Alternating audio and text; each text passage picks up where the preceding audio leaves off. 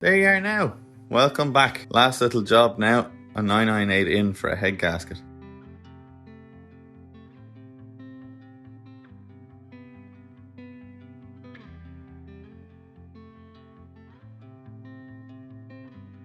And we have the cylinder head off the car, and we can see that it was running really quite well, given by the brown and the exhaust valves. Not too much coking in the combustion chamber, and we did a leak down test before we took the head off, and the exhaust valves and inlet valves were all sealing really well. So just a case now of getting this set up in the milling machine and giving a clip ready to go back on the engine.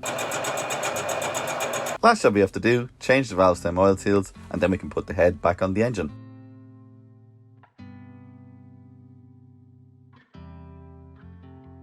Alright, let's see if this little girl runs.